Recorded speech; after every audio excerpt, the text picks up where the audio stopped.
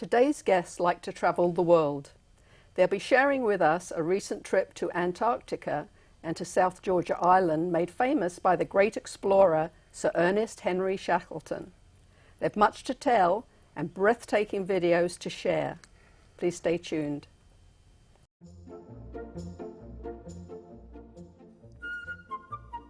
Welcome to The Better Part, a program that encompasses a diverse spectrum of topics important to our community, which we hope will both inform and entertain you. We invite you to sit back and enjoy the program.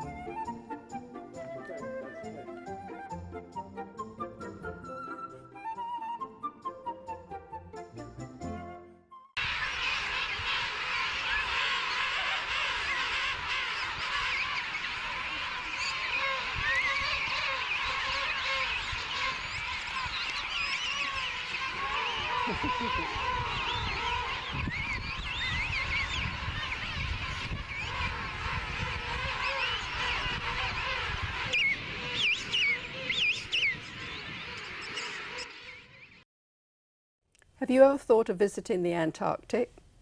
It's not the usual place for a vacation, but you might want to consider it. It has a history and a beauty all of its own.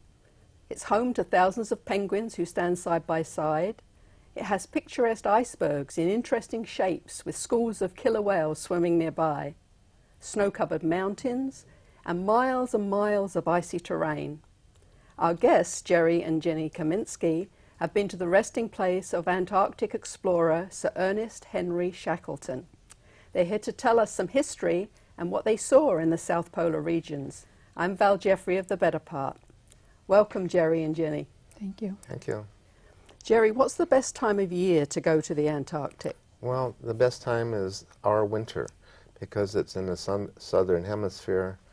In our summer, it's really cold and freezing and dark down there. So we're able to go into that area, say, in November to January. Okay, so when you flew to Santiago, Chile, is that right? Flew to Santiago and then on to Ushuaia. And at Ushuaia, we got on a ship and crossed Drake's Passage to continue on to Antarctica. Right. That's the southern tip of Argentina. So when you're on the big boat, then how do you get to the islands? On Zodiacs, We is use that right? Zodiacs. They're rubber boats that hold up to 12 people with a pretty powerful motor. And we do a lot of touring, sightseeing, and go from landings to boats and back and forth. Do you have to get out in the water when you do that? Sometimes, yes. That's where our big rubber boots come in handy to step into the freezing water. Why did you want to go to Antarctica? It's not a usual place. Well, it's really something different. It's, I think what I've seen are photos of all of the penguins and thought, gee, we could really enjoy seeing so many birds. Why did Shackleton want to go to the Antarctic, I wonder? Well, he was an explorer, and I guess they want to go to places where nobody's been before. And originally, he wanted to go to the South Pole, but that had been done ahead of this. So his object was to cross the Antarctic continent, go from one side to the other, and do something nobody had done. All right, well, let's tell our viewers a little bit about Shackleton. Shackleton was born in Ireland in 1872, and he's famous for his many expeditions attempting to reach the South Pole. His first attempt was with the Antarctic Discovery Expedition in 1901 to 1904, led by another explorer, Robert Falcon Scott, but he was sent home on health grounds. Shackleton perceived this as a personal failure, so in 1907 he led the British Nimrod expedition, during which Mount Erebus was ascended, the South Magnetic Pole was located, and the Victoria Land Plateau was claimed for Britain. The expedition got within 97 miles of the South Pole, and the scientific results of the expedition were of vast importance. So upon his return to England in 1909, Shackleton was knighted by King Edward VII. Shackleton's next expedition was in 1914 to 1916. The plan was to enter the Weddell Sea and cross the South Polar region to the Ross Sea, on foot, a distance of 2,000 miles. But his ship, Endurance, got sunk in ice and was crushed by pack ice. So in October 1915, the ship was abandoned and eventually sank. Shackleton led his party 180 miles to safety on Elephant Island. In need of help for his crew, he and 5 companions made a voyage of 800 miles through raging seas to South Georgia Island, only to land on the island's south side in May of 1916. The group had to trek to the whaling station on the north side over rugged, icy landscape. Shackleton rescued the 22 members of his crew from Elephant Island in August of 1916. It was the 4th attempt, as the 3 previous attempts had failed due to the treacherous ice conditions. After the rescue, the Chilean boat, the Elco, proceeded to Punta Arenas in southern Chile and on to Santiago before finally getting the crew back home safely to England. In 1921, Shackleton set sail on another voyage, which he did not complete. Sir Ernest Henry Shackleton died at sea in 1922 and is buried on South Georgia Island. Now, you visited Shackleton's resting place on South Georgia Island. Describe his grave. Well, it was pretty neat. That's on Gerviken, and it's a small cemetery, but there are other people there. He had quite a large headstone. And what was kind of interesting, there were some Norwegian sailors there picking dandelions. When they're out on sea, they have no greens, and so they were picking the dandelion greens to eat. And the dandelions got there from the burying of the Norwegian sailors. People from Norway would bring a handful of soil to put on the grave, and that's how the dandelions got started down there. Wow. I remember as a kid we used to blow the seed pods everywhere. So I suppose that they grow fairly easily anywhere. Yes, they do. And that's the way they got their nutrition. Yes. Huh. You were telling me about a tradition at the grave. Oh, we would all stand around the grave and they would give us a cup of rum, a little paper cup of rum, and we would toast the boss. Shackleton was known as the boss. And then we would take part of the rum and then put it on his grave. Say, one for the boss. Very fragrant grave. Really? Yes, yes. All the rum that was poured on it. Aha. Okay. It was a lot of fun. It was a very moving ceremony, too. They read the inscription on his headstone and talked about his life. It was very impressive. He had a problem getting to the whaling station. Did you take the same route as him? How did you get to the whaling station? Well, there were a number of people on our trip that were following his footsteps. We met them at Fortuna Bay, is where Shackleton came in too. He thought he was at Stromness, but he actually ended up in Fortuna Bay, so we had to go up and over the hill and down the other side to the factory. We went up the hill, got down the other side, and looked down, and there's this really big snowfield, big chute to go down, and started to walk down and thought, this is a little bit scary. But everybody said, sit down and slide, so we sat down and we slid down on our bottom all the way down, and it was just a blast. Shackleton, I guess, had to go down a frozen waterfalls off to our right, which we didn't see. But you had more fun snowboarding. We had a lot more fun going down. And it's really impressive standing up there looking down at the whaling station and thinking of all that Shackleton had been through. It was a very inspirational moment. Stromness is where he went to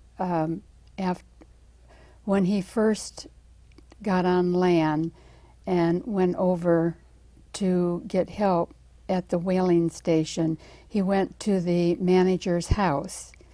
That was on Stromness. That's where the whaling station is. Where he's buried in the museum is at Gerviken. It's another port, not too far away. It's about 15 miles. Was the factory how you imagined it? Well, I really hadn't imagined what a factory could look like, but I'm really interested in looking at all of the old machinery laying there. And the most impressive thing was to see the manager's house where Shackleton finally got help. Everything is really run down, rusty, but the house is still white. And you can just imagine Shackleton going to the manager's house and knocking at the door, and they looked so bad after being traveling for so many years, couple years. And the shock of the manager when he opened the front door and when he first was told that it was Shackleton, he just turned away and wept, they said. So that really was very impressive. Now, South Georgia Island's quite big, actually. You made quite a few stops there, didn't you? We made 20 stops. 20 stops. Yes. And did you see lots of penguins there? Is that where you first saw your penguins? Lots and lots and lots of penguins. There are, the one spot that we stopped had just hundreds and thousands of king penguins on it, which are almost as big as the emperor, not quite. And then there were adeles and gentoo and chin straps, and then on some of the other islands we saw different types of penguins. The Falklands, we saw the Magellanic and the rockhoppers. And another part of South Georgia, we saw the macaroni penguins. What about the emperor penguins, like in the March of the Penguins? We saw one floating on an iceberg, and that was very unusual to see that. They're more over in the Ross Ice Shelf side, the other side of where we were. Oh, I see. So we were lucky to see one. What about the Falklands? That's in that area? Falklands are up in the other end. They're past South Georgia. And we went to Port Stanley, which is one of the main harbors there.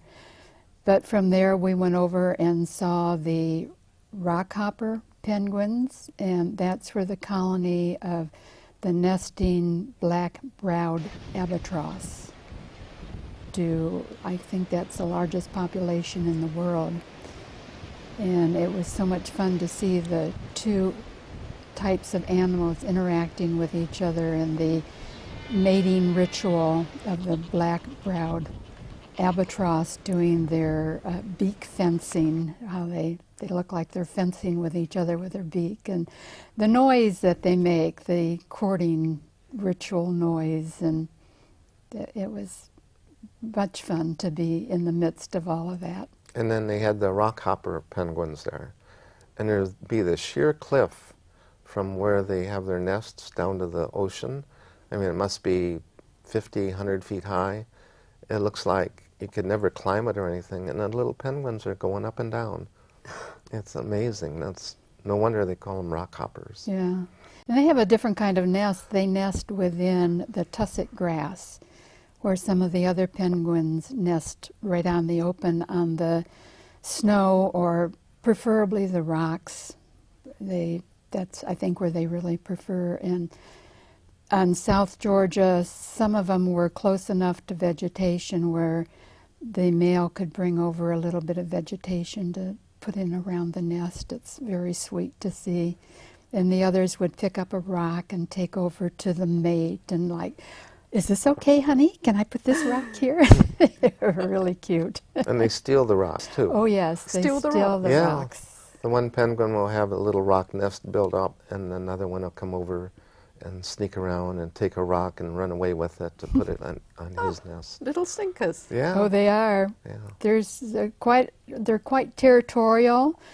The best nesting area is up on the top because that's where the snow melts first, and their whole breeding time is very limited. So they want to get up there on top and lay their eggs and get their nesting process going.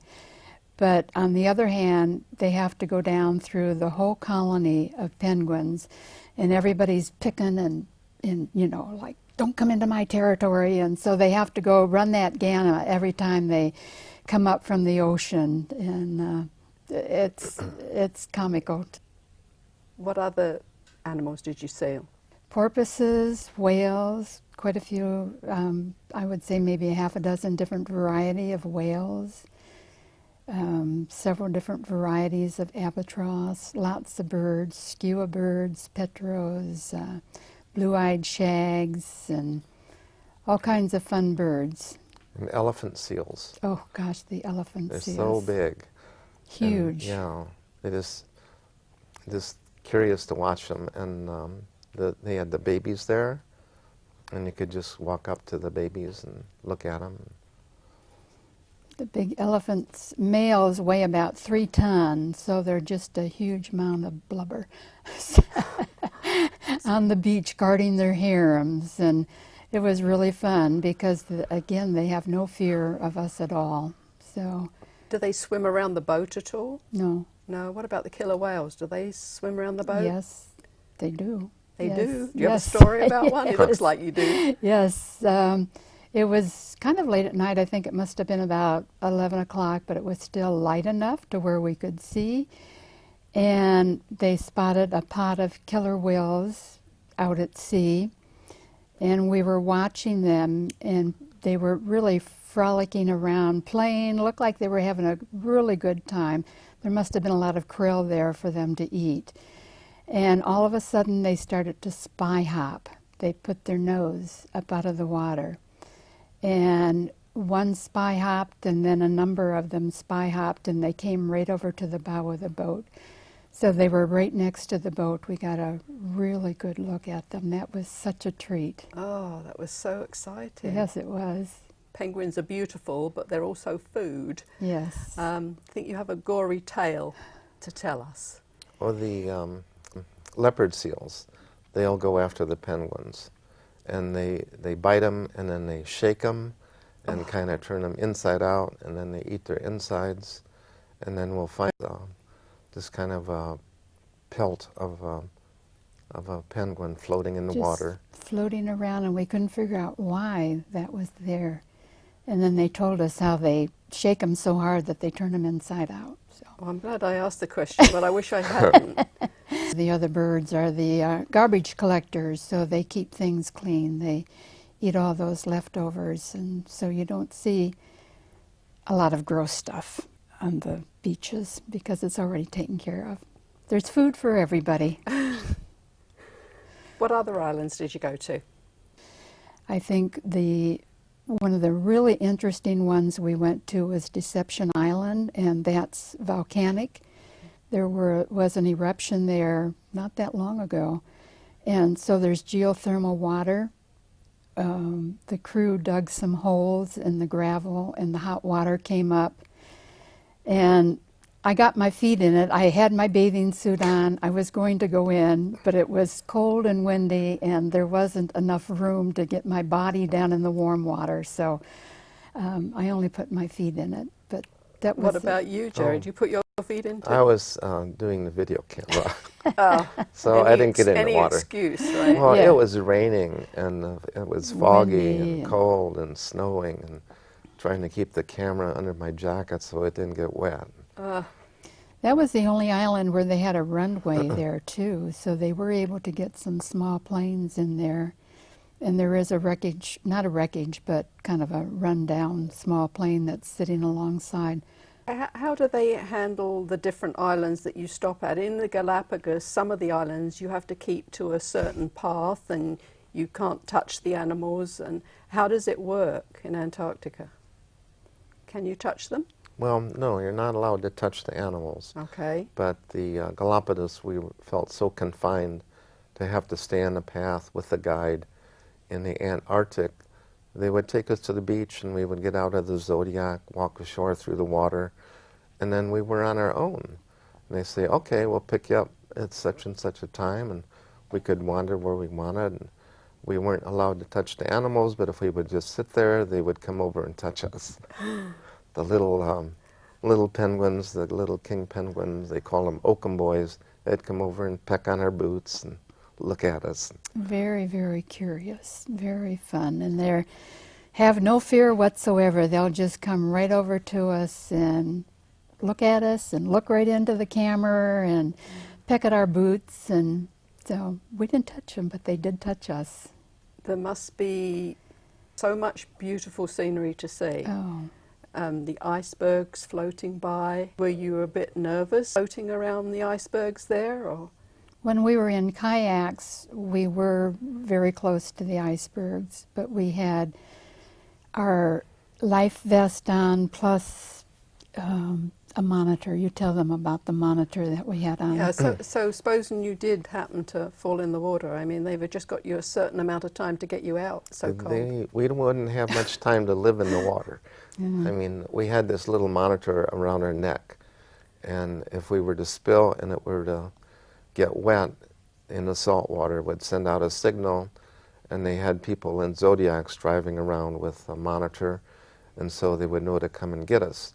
Now, we were in kayaks, we're a two-person kayak, so we each had a monitor, and sometimes a person will want to take a kayak just by themselves, so they make that person wear two of the monitors. So when they go to do the rescue, they would know there was only one person and they wouldn't have to spend time looking for somebody missing. Luckily, we didn't get our things wet. We didn't get wet in the water.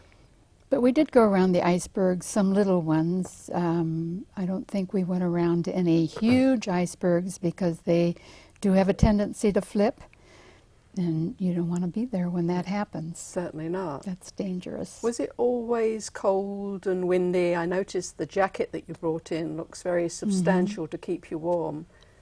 Yes. Tell me about the weather.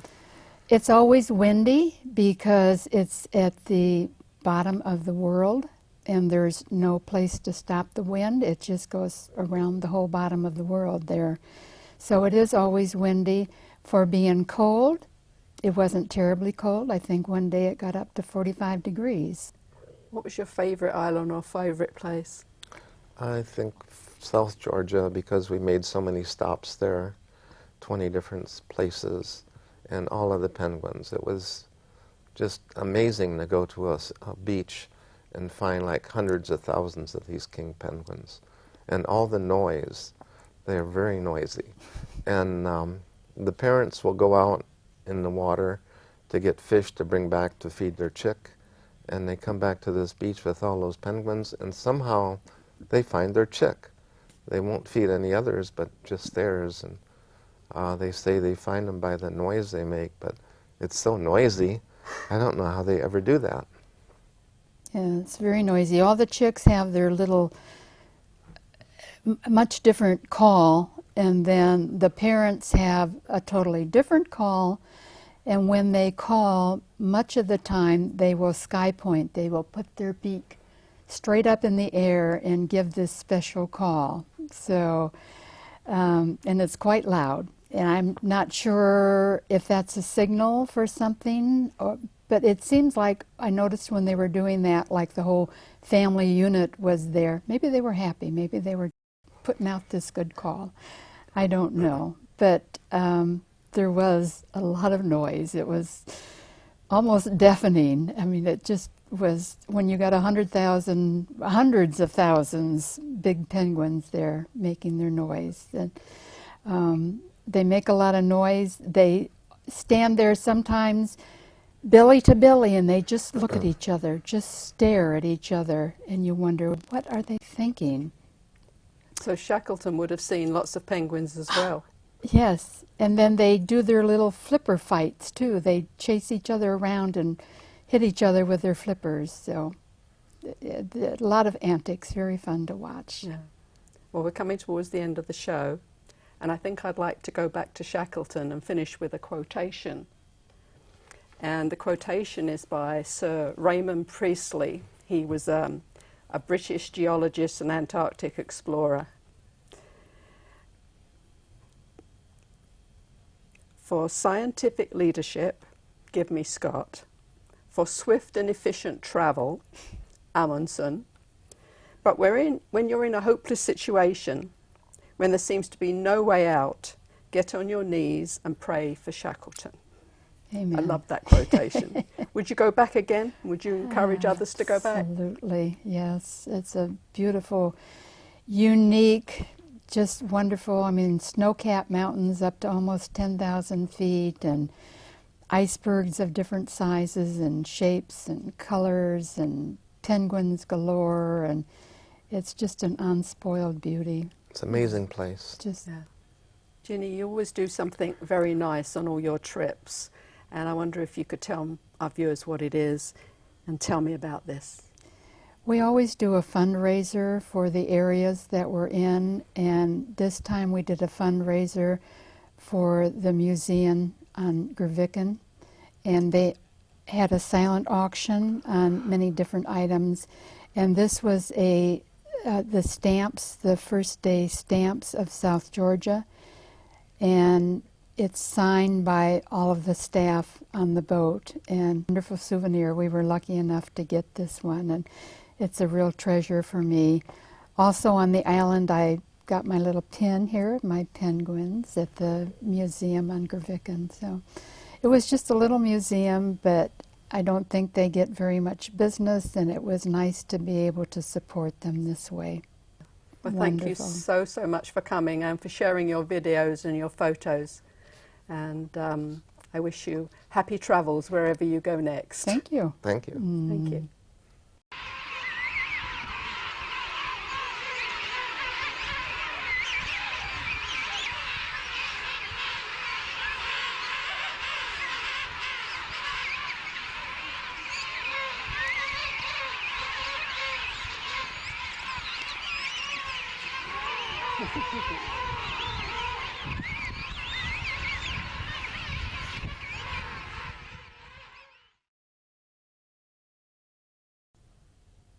If you would like a copy of this program or any of the Better Part programs, please contact us at the Cupertino Senior Center, 408-777-3150, or visit our website, www.thebetterpart.com.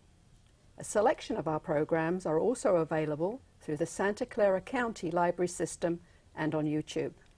I'm Val Jeffrey for The Better Part, and I thank you for watching.